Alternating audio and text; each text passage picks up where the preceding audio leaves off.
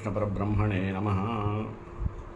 ఈరోజు నేను మానవ ధర్మాలు ఎంత అవసరమైనవి, ఎంత ప్రాశస్త్యం సంపాదించుకున్నది, ఇది ఏ విధంగా మనిషి పాటించినట్లయితే అతని జీవితం లక్ష్య సిద్ధిగా నెరవేరబడుతుంది,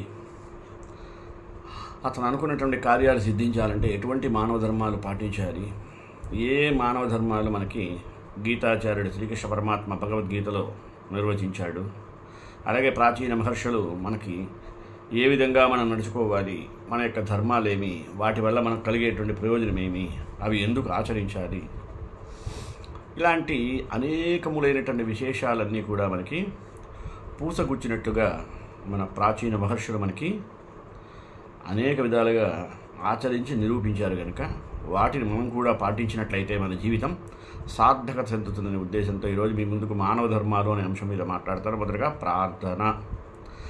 రామాయ రామభద్రాయ రామచంద్రాయ వేధసే రఘునాథాయ నాథాయ సీతాయ పతయే నమః. సత్యం, ధర్మం, శాంతం, ప్రేమ, ఈ 4 మనుషులు ఆచరించవలసినటువంటి ప్రధానమైనటువంటి ధర్మాలు. మనిషికి ఉండవలసిన ధర్మాలు కూడా ఇవే. వాటిని నిరంతరం ఆచరణలో పెట్టినవాడు ఎవడైతే ఉన్నాడో వాడే విజ్ఞానిగా పరిగణించబడతాడు. సత్యం అనేది ఎల్లప్పుడూ కూడా మనం పలుకుతూనే ఉండాలి. సత్యం వలన మనిషి జీవితం ధన్యమవుతుంది. ధర్మం కూడా దాదాపు అటువంటిదే. ధర్మం పాటించిన వాడికి ధర్మ మార్గం, సత్యసంధత అవే కలుగుతాయి. ఈ భూమిపై పుట్టినటువంటి ప్రతి మానవుడు ఏదో ఒక రోజు గిట్టక తప్పదు. జాతస్య హి ధ్రువో మృత్యుః ధ్రువం జన్మ మృతస్య చ తస్మాదపరిహారేర్థే నత్వం శోచితుమర్హసి అని గీతాచార్యుడు చెప్పినట్టుగా ఈ భూమి మీద జన్మించిన వాడు ఏదో ఒక రోజు మరణాన్ని పొందక తప్పదు. దాని గురించి అనవసరంగా ఆలోచించడం వ్యర్థమని గీతాచార్యుడు చెప్పిన మనం ఆచరించాలి. కనుక ధర్మ నిబంధనలు తెలుసుకొని ఎవరైతే మసలు కొలగలుగుతారో వారే నిజమైన మానవునిగా గుర్తింపు పొందుతారు. శాంతం ప్రతి మనిషికి ఉండవలసినటువంటి గొప్ప లక్షణం. శాంతం ఎలాంటిదంటే సముద్రం కన్నా కూడా చాలా గొప్పది. అటువంటి శాంత స్వభావం కలిగినటువంటి వారు సకల మానవాళికి సేవాభావం కలిగి ఉంటారు. సేవయే పరమాధర్మంగా ఆచరిస్తారు. శాంతం మనిషిని ఉన్నతమైనటువంటి స్థితికి చేర్చగలుగుతుంది. శాంతంతో ఎన్నో పనులు సాధించుకోవచ్చు ఈ భూమిలో. అలాగే శాంతం ఎంత గొప్పదో అంతటి శ్రేష్టమైనది కూడా. పూర్వకాలంలో మహామునులందరూ కూడా శాంతంతో ఎంతో సాధించగలిగారు. లోక కళ్యాణానికి శాంతమే శ్రీరామరక్షగా మిగిలింది. శాంతము లేనిదే సౌఖ్యము లేదని త్యాగరాజ కృతిలో కూడా ఆయన వచించున్నారు. ఇది ప్రతి ఒక్కరం గ్రహించాల్సినటువంటి ప్రధానమైనటువంటి ధర్మం, విద్యుక్త ధర్మం. పవిత్రమైన వేదాలలో కూడా ధర్మ సూత్రాలు ఎన్నో వివరించబడి ఉన్నాయి. వాటిని మనం యథావిధిగా ఆచరించాలి. అప్పుడే సకల మానవాళికి సకల శ్రేయస్సులు కలుగుతాయి. ధర్మరాజు సత్యహరిశ్చంద్రుడు సత్యధర్మ సూత్రాలను పాటించి మహోన్నతమైన పురుషుడుగా మిగిలిపోయారు. కనుక సత్యమేవ జయతే, సత్యం జయతి నానృతం అనేటువంటి వాక్యాలు మనం ఆచరణలో పెట్టాలి. సత్యం పలికి అహింస వలదని మన జాతిపిత మహాత్మా గాంధీ కూడా బోధించారు. మనకి ప్రేమ గురించి బుద్ధ భగవాన్ని యొక్క బోధనలు మనకి ఆదర్శంగా నిలుస్తాయి. శ్రీరామచంద్రుడు సత్యవాక్ పరిపాలకుడిగా రామరాజ్యాన్నే పరిపాలించాడు. ఆయన రాజ్యంలో ప్రజలు సుభిక్షంగా జీవించారు. పితృవాక్య పరిపాలకునిగా శ్రీరామచంద్రుడు ఎనలేని కీర్తిని సాధించాడు. అందరికీ ఆదర్శంగా కూడా నిలిచి మర్యాదా పురుషోత్తముడైనాడు కదా. అశోకుడు రోడ్లకు ఇరువైపులా చెట్లను నాటించాడు. బాటసార్లకు చల్లదనం పంచడం కోసం ప్రకృతి రమణీయతను, పర్యావరణ పరిరక్షణ ఆనాడే కృషి చేసినటువంటి అశోక చక్రవర్తి సేవలు మనం ఎప్పుడు కూడా మర్చిపోరాదు. అలాగే మనలో ఉండేటువంటి ధర్మం, శాంతి, ప్రేమ, వీటిలో ధర్మము పరిధిలోనికి మహనీయులందరూ వస్తారు. మనది భారతదేశం. మన భారతీయత, కర్తవ్యం, ఐక్యత, జాతీయ సమైక్యత మన దేశ చరిత్రలో ఎందరో మహనీయులు ఈ విషయంలో ఆదర్శంగా నిలిచారంటే చూడండి. భావితరాలకు కూడా ఆదర్శప్రాయాలుగా ఉండేవారు. ప్రేమతో పలకరించడం, 10 మందికి చేయూతనివ్వడం. ఆ కాలంలో ప్రభువుల పాలన మన్ననలు పొందిందంటే ఊరికే కాదు. రాయలేలినటువంటి రసవైభవం శ్రీకృష్ణదేవరాయ యొక్క సామ్రాజ్య పాలన సత్య ధర్మ శాంత ప్రేమలకు ఆదర్శంగా నిలిచింది.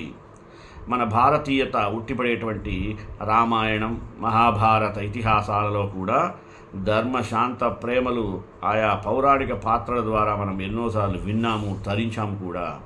పురాణాలు మనకి ఆదర్శాలుగా నిలిచాయంటే భారతీయ చరిత్ర, మన భారతీయ సంస్కృతి యొక్క కళా వికాసం సత్యధర్మ శాంత ప్రేమలకు ఎలా కట్టుబడి ఉన్నాయో మనం తెలుసుకోవచ్చును.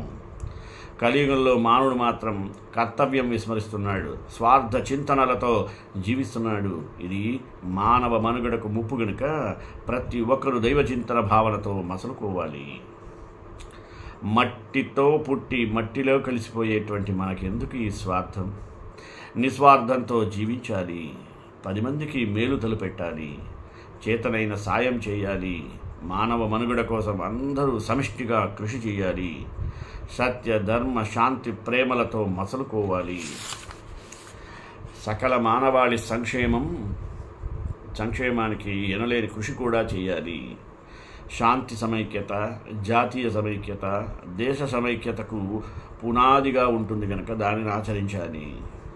దేశాన్ని ప్రేమించు, మంచి అన్నది పెంచుకో, పరోపకారంతో పరమార్థం గ్రహించు, ఆదర్శంగా జీవించు, అన్నింటా విజయం నీదే. మానవ ధర్మాలు ఎన్నటికీ మర్చిపోరాదు. సత్యం దయా తపస్సౌచం తితిక్షేక్షా శమోదమః అహింసా బ్రహ్మచర్యం చ త్యాగః స్వాధ్యాయార్జవం. మానవునికి ధర్మాచరణ ముఖ్యము. తాను జీవిస్తున్నటువంటి సమాజ భద్రతకు, తన జీవన క్రమశిక్షణకు మానవుడు విధిగా ఆచరించవలసిన కొన్ని విశేష ధర్మాలను గురించి భాగవతం ఎప్పుడో చెప్పింది. సత్యనిష్ట, దయాగుణం, తపస్సు, శమము, దమము అంటే ఇంద్రియ నిగ్రహము, శమం అంటే మనోనిగ్రహము, త్యాగము, స్వాధ్యాయము, నిజాయితీ, నిష్కపటము, ఓర్పు, వినయము మొదలైనవి ప్రతి వ్యక్తి పాటించవలసినటువంటి విద్యుక్త ధర్మాలు. ఇవి వ్యక్తిగతంగా తనకే కాకుండా తాను జీవిస్తున్నటువంటి సమాజానికి, సర్వ మానవాళికి కూడా శ్రేయస్సును కలిగిస్తాయి. సత్యనిష్ట వ్యక్తిత్వాన్ని ఉన్నతం చేస్తే దయాగుణం తోటి వారిపై అనురాగాన్ని అధికంగా చేస్తుంది.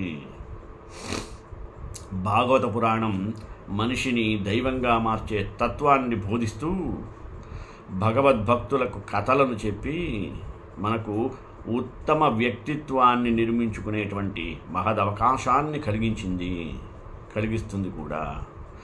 భగవంతుని మార్గానుయాయుడైనటువంటి భక్తుడు సర్వ మానవాళికి ఆదర్శప్రాయుడు కావడానికి కావలసినటువంటి గొప్ప జ్ఞానాన్ని భాగవతం మనకి అందిస్తున్నది. సంపూర్ణ మానవుని సర్వతోముఖమైనటువంటి ధర్మ నిర్వహణ బాధ్యతలను గుర్తు చేసేటువంటి అనేక సన్నివేశాలు, సందర్భాలు కథారూపంగా ఈ మహాపురాణం మనకు తెలియజేస్తున్నది. ఏమంటుంది మహాభారతం? విధర్మం పరధర్మశ్చ ఆభాస ఉపమాచలః అధర్మశాఖాః పంచేమ ధర్మజ్ఞో ధర్మవత్యజేత్. విధర్మము, పరధర్మము, ఆభాసము, ఉపము, చలం అనే ఈ 5 అధర్మాలు మానవుడు త్యజించవలసినవిగా, వదిలిపెట్టవలసిన ముఖ్యమైనటువంటిదిగా చెప్పాడు వేదవ్యాస మహర్షి. స్వధర్మమునకు బాధ కలిగించేది విధర్మము. ఇతరుల ప్రేరణచే ఇతరుల ధర్మమును ఆచరించేది పరధర్మము. భగవద్విశ్వాసరహితమైన వారు చెప్పేది ఉపధర్మము. తన ధర్మమును మొండి వైఖరితో నిర్లక్ష్యం చేయడముందే అది ఆభాసము. చెప్పబడిన ధర్మమునకు విపరీతార్థాలను తీసి వివరించడం ఛలము.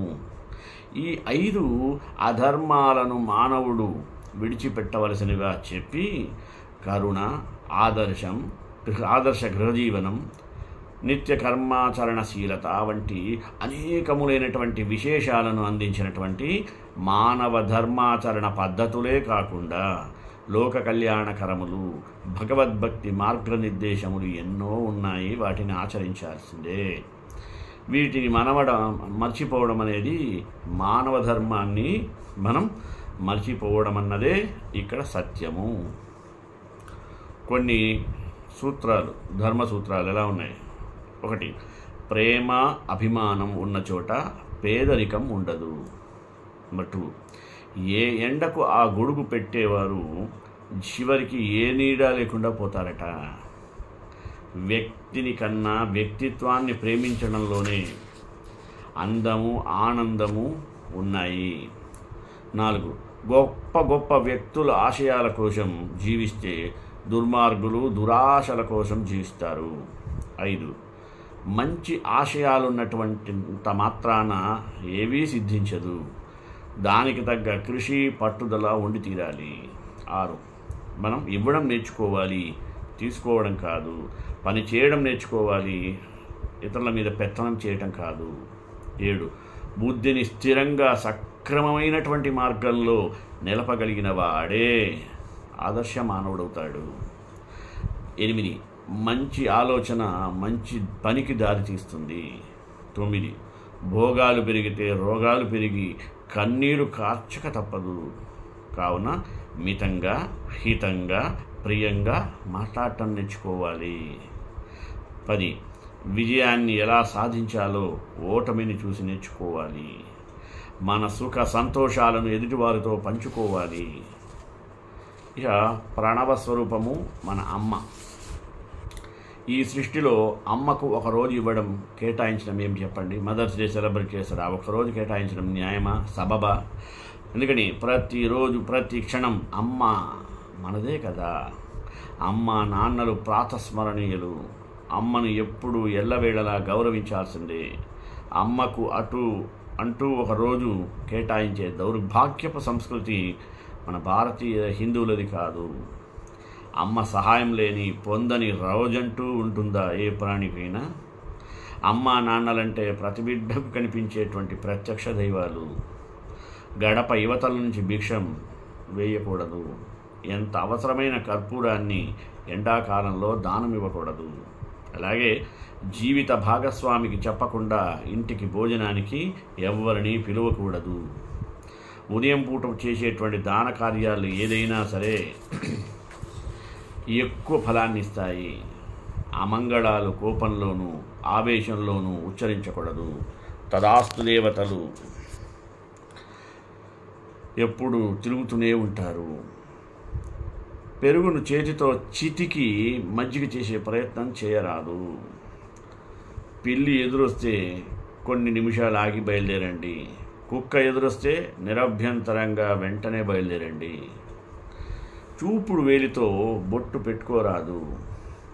పళ్ళును తోముకోరాదు. పగలు ధనాన్ని సంపాదించాలి, రాత్రి సుఖాలను పొందేందుకు సిద్ధపడాలి. అన్నం పరబ్రహ్మ స్వరూపం అంటారు కదా. అన్నం తినేటప్పుడు బ్రహ్మార్పణం బ్రహ్మవిః బ్రహ్మాగ్నౌ బ్రహ్మణాహృతం బ్రహ్మైవ తేన గంతవ్యం బ్రహ్మకర్మ సమాధినా అంటూ అహం వైశ్వానరో భూత్వా ప్రాణినాం దేహమాశ్రితః అని భగవద్గీతాచార్యుడు చెప్పినట్టుగా మన అన్నం తినే ముందు ఇలాంటి శ్లోకాలు చదువుకోవాలి. అరటి ఆకులో భోజనం చేయడానికి లేదా పెట్టడానికి కారణం అన్నంలో ఒకవేళ విషం కలిపితే ఆకు నలుపు రంగుగా మారిపోతుంది. వేడి అన్నం వడ్డిస్తే ఆకులోని అనేక రకాల పోషకాలు ఈ అరటి ఆకులో ఉన్నందున మంచి రుచిని కలిగిస్తాయి. మరియు పర్యావరణానికి విఘాతం కలగకుండా తేలిగ్గా మట్టిలో కలిసిపోయేది అరిటాకు. అందుకే ఇంటికి వచ్చిన అతిథుల మనసులో అనుమానం రాకూడదనే ఉద్దేశంతోనే అరిటాకులో భోజనం పెడతారు. అరిటాకులో విస్తరి ఆకులో భోజనం చేయడం వలన ఆకలి బాగా పెరుగుతుంది, ఆరోగ్యవంతునిగా ఉంటారు. తామరాకులో భోజనం చేయడం వలన ఐశ్వర్యం కలిగి సాక్షాత్ లక్ష్మీదేవి కటాక్షం కలుగుతుంది. బాదమాకులో భోజనం చేయడం వలన కఠిన హృదయులవుతారు. టేకు ఆకులోని భోజనం చేయడం వలన భవిష్యత్ వర్తమానాలు తెలుసుకునే జ్ఞానం కూడా వస్తుంది. అన్నీ వడ్డించిన విస్తరి లేదా పళ్ళెం ముందు కూర్చోరాదు. మనం కూర్చున్న తర్వాతే అన్నీ వడ్డించుకొని భుజించాలి. ఎందుకంటే అన్నం కోసం మనం ఎదురు చూడాలి తప్ప మన కోసం అన్నం ఎదురు చూడరాదు. అలా చేస్తే రానున్న కాలంలో దరిద్రం అంటే అవకాశం ఎక్కువగా ఉంటుంది. తూర్పునకు ముఖం పెట్టి భోజనం చేయడం ఎక్కువ ప్రాధాన్యం ఉంది. దీర్ఘాయుషు వస్తుంది. తూర్పు దిక్కు ఇంద్రునికి ఆధిపత్య స్థానం కనుక సూర్యునికి నివాస స్థానము ఉండటం వలన దానికి అంత ప్రాధాన్యత ఉంది. ఉత్తరముఖంగా కూర్చుంటే సంపద వస్తుంది. అన్నము తింటున్నప్పుడు అన్నమును మరియు ఆ అన్నము పెట్టువారిని తిట్టుట, దుర్భాషలాడుట ఎప్పటికీ చేయరాదు. అసలు ఏడుస్తూ తింటూ గిన్నె ఆకు మొత్తం ఊడ్చుకొని తినడం పనికిరాదు. ఎవరిని దెప్పిపడవరాదు. ఎట్టి పరిస్థితుల్లోనైనా ఒళ్ళో కంచం పెట్టుకొని అన్నం తినరాదు. ఇది చాలా ప్రమాదకరము, దరిద్రం కూడా. భోజన సమయంలో నవ్వులాట, తగవులాట, తిట్టుకుంట, గేలి చేయుట ఇవన్నీ శారీరక మానసిక ఆరోగ్యాలకు నష్టదాయకము. భోజనం తరువాత ఎంగిలి ఆకులు కానీ కంచాలు కానీ ఎత్తేవాడికి వచ్చే పుణ్యం అన్నదానం చేసిన వాడికి కూడా రాదు. నీవు చేసే నీ పనుల వలన ఇతరులు ఇబ్బంది పడకుండానే ఉండాలి. ఆనందమే విజయానికి సోపానం. మనల్ని మంచి మార్గంలో నడిపించడానికి మన జీవితాన్ని నియంత్రించే నైతిక మూలధనాన్ని సద్గుణాలు ఏర్పరుస్తాయని చెప్పవచ్చును. అప్పుడే ఈ వైఖరికి ధన్య భావాలు ఏర్పడతాయి.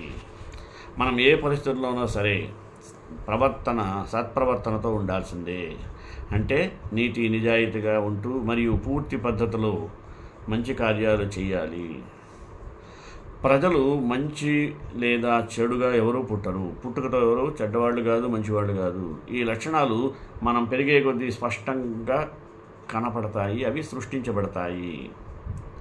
మరియు వారిలో చాలామంది మనం రోజు రోజుకు జీవిస్తున్న అనుభవాలకు ధన్యవాదాలు తెలియజేయాలి. బహుశా మీరు దాని గురించి తెలుసుకోవాలనుకుంటున్నాను. ధ్యానం అంటే ఏమిటి తెలుసా? చాలాసార్లు ఈ లక్షణాలు మన తల్లిదండ్రుల నుంచి మనం పొందిన పెంపకం వల్ల మెరుగ్గా అభివృద్ధి చెందుతాయి. అలాగే మనం పొందిన ప్రిపరేషన్ మరియు మంచి వ్యక్తులుగా ఉండటానికి మనం చేసే ప్రయత్నం కారణంగా.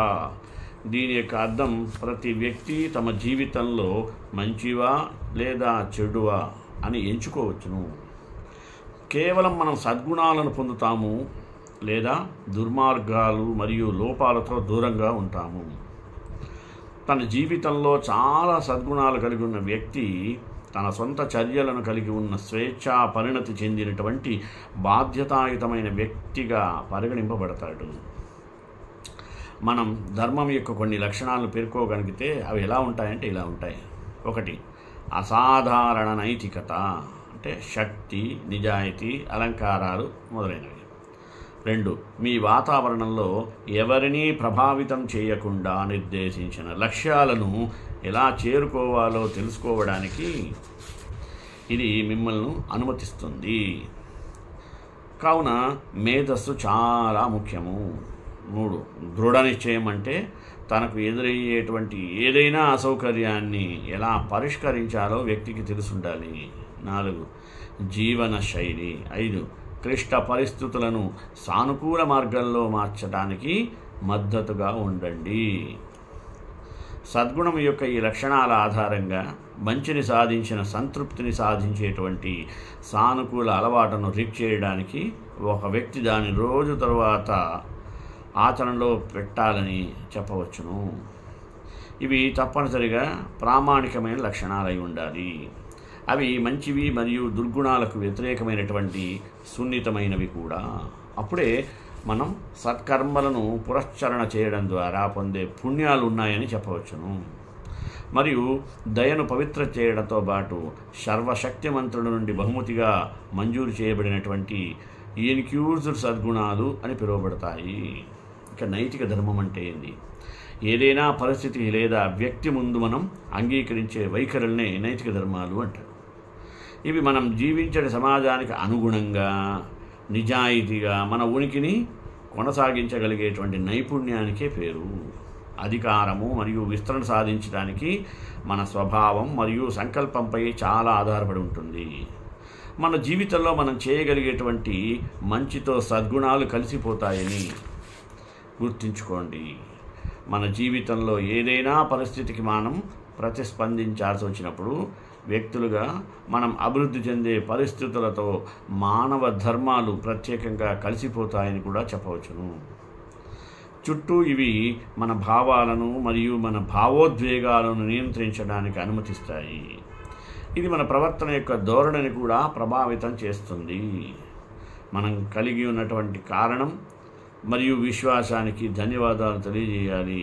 వ్యక్తిగత ప్రయత్నాల వలన మరియు రోజు రోజుకు జీవించే అనుభవాల ప్రకారం మానవ ధర్మాలు తీవ్రమవుతాయి. ధర్మాల రకాలు. మీరు పెద్ద సంఖ్యలో మానవ ధర్మాలను కనుగొనవచ్చును. వాటి గురించి వివరంగా చూద్దాం. అయినప్పటికీ అవి సాధారణంగా వేదాంత ధర్మాలు మరియు నైతిక ధర్మాలు అని 2 రకాలుగా వర్గీకరించబడతాయి. ఆ తరువాత అవి దేనికి సంబంధించిన చూడాలి. వేదాంత ధర్మాలంటే ఇవి మనకు వైదిక జ్ఞానం పొందినప్పటి నుండి మనకు భగవంతుని యొక్క కృపను కలిగిస్తాయి. ఈ దృక్కోణం నుండి ధర్మం అనేది ఒక వ్యక్తి యొక్క లోపల నుండి వెలువడేటువంటి శక్తిగా పరిగణించబడుతుంది మరియు ఈ విశిష్టమైనటువంటి శరీరాకృతి నుండి మరింత ఆధ్యాత్మిక మరియు నైతిక విధానంగా రూపాంతరం చెందుతుంది. ఆశ. ఇది వేదాంత ధర్మాలలో రెండవది మరియు ఇది కోరికలను నిర్దేశించబడినది. అలాగే ఇది ఆశించడం కంటే మరేమీ కాదు. సృష్టికర్త. దానికోసం పూర్తి భద్రతతో వేచి ఉండడం, మరణానంతర జీవితాన్ని కోరుకోవడం మరియు దాన్ని సాధించడానికి ఎల్లప్పుడూ కృతజ్ఞతతో ఉండాలి.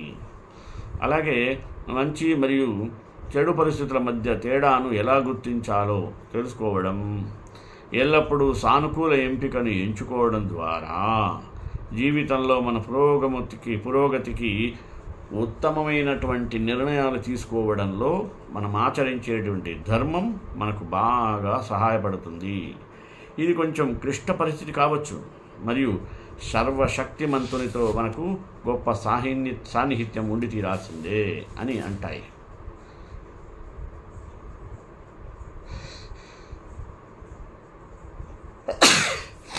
భగవంతుడు తన అనుగ్రహాలు మనకు సరైన మార్గాన్ని నిర్దేశిస్తాడు. వివేకం కూడా అన్ని పరిస్థితుల్లో మనకి జ్ఞానాన్ని అందిస్తుంది. ఇది మనకు న్యాయంగా, దృఢంగా మరియు మంచి స్వభావం గల వ్యక్తులుగా ఉండటానికి మార్గనిర్దేశనం చేస్తుంది. ఈ సద్గుణం యొక్క ప్రాముఖ్యత ఏమిటంటే అది మన మనస్సులను సానుకూల మార్గంలో ఉత్తమ నిర్ణయాలు తీసుకునేలా చేస్తుంది. తనకు తానుగా ఎలాంటి నిర్ణయాలు తీసుకోలేని, ఎంపికలు ఎలా చేయాలో తెలియని వ్యక్తి నిర్ణయానికి బానిసవుతాడు. కాబట్టి ఇది మీకు ఉన్నటువంటి సమస్యల అయితే వివేకంతో మరియు ఆయన నిర్ణయాలపై నమ్మకం ఉంచమని మీకు నేర్పించమని గొప్ప భక్తితో నమ్మకంతో భగవంతుని వేడుకొనవలసిన సమయమే ఇది. గురుముఖత విద్య నేర్చి ఇంద్రియ నిగ్రహునుడై అగ్ని, సూర్యనారాయణ అర్చనలను యథావిధిగా నిర్వహించాల్సిన బ్రహ్మచర్య వర్ణాశ్రమ ధర్మాలు, ఇంద్రియ వాంఛలను వదిలిపెట్టి మనోనిగ్రహం పాటించవలసినటువంటి గృహస్థాశ్రమ ధర్మాలు, నిత్యాగ్నిహోత్రం ధర్మాదులను నిర్వహించే వానప్రస్థాశ్రమ ధర్మాలు, అగ్నిహోత్రాన్ని వదిలి తనలోనే అగ్నిని ఆవాహన చేసుకుని శరీరంతో ఏ దేవతా స్థానాలేవో గుర్తించి ధ్యానించవలసినటువంటి సన్యాసాశ్రమ ధర్మాల గురించి భాగవత పురాణం విపులంగా చెప్పింది. మానవునికి అవసరమైనటువంటి 4 ఆశ్రమ ధర్మాలు బ్రహ్మచర్య, గృహస్థ, వానప్రస్థ, సన్యాసాశ్రమాలు విధులు ఉత్తమ సంస్కారాన్ని సమకూర్చేటువంటి సంపదలుగా పరిగణించబడతాయి. ఇన్ని ఉత్తమ ధర్మాలను చెప్పినటువంటి భాగవతమే ధర్మం వలన కనిపించేటువంటి అధర్మాల గురించి కూడా చెప్పింది. స్వధర్మమపి చావేక్ష్య న వికంపితుమర్హసి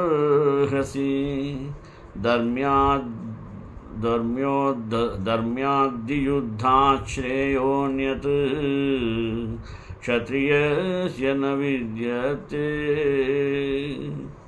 తన ధర్మాన్ని తాను విస్మరించకుండా దాన్ని నిబద్ధతలో నిర్వహించడమే అసలైన మానవ ధర్మము. తన ధర్మాన్ని మనిషి ఆచరించినప్పుడే సమాజం అనేక విధాలుగా ప్రమాదాన్ని దాటగలదు. ప్రపంచం ధర్మ మార్గంలో సాగవలసి వచ్చినప్పుడు సమాజంలోని వ్యక్తులు, పాలకులు అందరూ స్వధర్మ నిర్వహణ చేయవలసిందే. అందుకనే గీతాచార్యుడు స్వధర్మే నిధనం శ్రేయః పరధర్మో భయావహ అన్నాడు. ధర్మ జీవనం వ్యక్తికి, సమాజానికి కూడా శ్రేయస్సును కలిగిస్తుంది. మనిషి ఏదో ఒకటి చెయ్యాలని తన ధర్మాన్ని పక్కన పెట్టి ప్రవర్తించడం వలన అన్ని అనర్థాలు జరుగుతున్నాయి. కాబట్టి స్వధర్మనిష్ట అనేది శ్రేయస్కరమైనటువంటిది.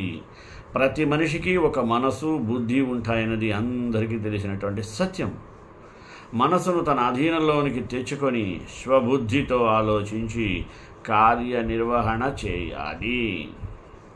తన బుద్ధిని రుజుమార్గంలో ప్రవర్తించేటువంటి విధంగా మలుచుకున్నప్పుడు మనిషి ధర్మ మార్గమును తప్పడు. తనను తాను రక్షించుకుంటూనే సమాజాన్ని కూడా రక్షించుకోవలసిన గురుతర బాధ్యత అతని మీద ఉన్నదని తెలుసుకొని తన చర్యలను క్రమపద్ధతిలో నిర్వహించే ప్రయత్నం చేయాలి. ధర్మాచరణ విషయంలో తాను విముఖుడైతే అది అతని ప్రజలకు క్షేమకారకం కాదు. ఇక్కడ వ్యక్తిగత ఆరాటాలకు ఎటువంటి స్థానము లేదు. వీరుడైన వాడు వాటికి దూరంగా ఆలోచించాలి. అప్పుడే అధర్మాన్ని అడ్డుకునేందుకు ఆత్మవిశ్వాసంతో, దృఢ నిశ్చయంతో ఆలోచించే అవకాశం ఉంటుంది. ధర్మం అనేది మానవ కుటుంబంలో కానీ, సంఘంలోనూ, దేశంలోనూ, మతమందు ఇతరులతోనూ ఉండేటువంటి సంబంధాన్ని చక్కగా సరిదిద్దేవి. మానవుని ధర్మాచరణ తన బుద్ధి మీద ఆధారపడి ఉంటుంది. ప్రతి మానవుడు తన జీవన విధానంలో కొన్ని నైతిక విలువలను ఆచరించవలసినటువంటి ఉంటుంది. వాటిని పురుషార్థాలు అంటారు. ఏమవి? ధర్మ, అర్థ, కామ, మోక్షాలు. ఇలాంటి జీవన విధానాన్ని బోధించేది మతం. భగవంతుడనేవాడు ఉన్నాడని, సమస్త జీవరాశులను ఆయన బిడ్డలని, ఆయన ప్రేమమయుడని, మనం ఆయనకు ఆరాధించాలని, చివరకు అంతా ఆయన గృహానికే పోవాలనే విషయంలో అన్ని మతాలు ఏకాభిప్రాయంతో లేవు. అన్ని ఏకాభిప్రాయంతోనే ఉన్నాయి. భగవంతుడు ఒక్కడే అయినా వేరువేరు మత ధర్మాలను బట్టి, వారి వారి అభిరుచులను బట్టి అనేకములైన వేరువేరు పేర్లతో పిలుస్తుంటారు. ప్రతి మతానికి ఒక ప్రవక్త కానీ, వారిది అనే చెప్పుకునేటువంటి పవిత్ర గ్రంథమో ఉన్నాయి. కానీ హిందూ మతంలో అలాంటి గొప్ప ప్రవక్త కానీ, ఫలానాదే వాళ్ళ గ్రంథమని చెప్పలేము. అందుచేత పండితుడు వేదాన్ని ప్రామాణంగా అంగీకరించాడు. వేదము అపౌరుషేయము అంటే మానవ మాతృలెవ్వరూ చెప్పినటువంటిది కాదు. ప్రాచీన ఋషులు సమాధినిష్టలో వారు ప్రత్యక్షంగా సాక్షాత్కరించుకున్నటువంటి సత్యాలను గ్రహించి వాటిని శృతి రూపంగా అంటే వేద రూపంగా హక్కు ద్వారా తరువాత తరాల వారికి అందజేశారు. ఇది కొనసాగుతూ వస్తుండటం వలన దీనికి సనాతన ధర్మమని, వైదిక ధర్మమని పేరు పెట్టాం. మానవుని యొక్క ధర్మాలు ఏందయ్యా అంటే ఒక లిస్ట్ ఇచ్చాం. మనిషిని జీవింపజేసేవి ఏమేమి? మనోనిగ్రహము, ఇంద్రియ నిగ్రహము, ప్రేమ, సంతృప్తి, త్యాగము. మనిషిని దహింపజేసేవి అసూయ, అత్యాశ, ద్వేషము, పగ. జీవితానికి చెరుపు తెచ్చేవి ఏంటంటే అధికారం, అహంకారం, అనాలోచన. జీవితంలో ఆశించకూడనివి అప్పు, యాచన. జీవితంలో చేయకూడనివి వంచన, దూషణ. నేర్పరికి కావలసినవి లక్ష్యము, సహనము, వినయ విధేయతలు. 7 పరువు ప్రతిష్టలకు భంగం కలిగించేవి ఇవి: వ్యామోహము, స్వార్థము, హింస. మనిషి ఆచరించదగినవి ధర్మము, దానము, ధ్యానము, క్రమశిక్షణ, మౌనవ్రతము మొదలైనటువంటివి. జీవితం అంటే ఒక పోరాటం. అలాంటప్పుడు స్వార్థం కోసము, అధర్మం కోసము ఎందుకు పోరాటం చేయడం? ఆ పోరాటం ఏదో ధర్మం కోసం పోరాడు అన్నాడు గౌతమ మహర్షి. నువ్వు నమ్మిన వాళ్ళు మోసం చేయవచ్చునేమో కానీ నువ్వు నమ్మిన ధర్మం నిన్ను ఎన్నటికీ మోసం చేయదు అనేది లోకోక్తి. ధర్మశాస్త్రం మానవ జీవితంలో ప్రధానమైన సూచికగా ఉంటుందని తెలియజేస్తూ శ్రీకాంతాయ కళ్యాణ నిదే నిదే దినాం శ్రీ వెంకట నివాసాయ శ్రీనివాసాయ మంగళం మంగళాశాస్త్రపై మదాచార్య పురోగమై సర్వేశ పూర్వైరాచార్య సత్కృతాయాస్తు మంగళం.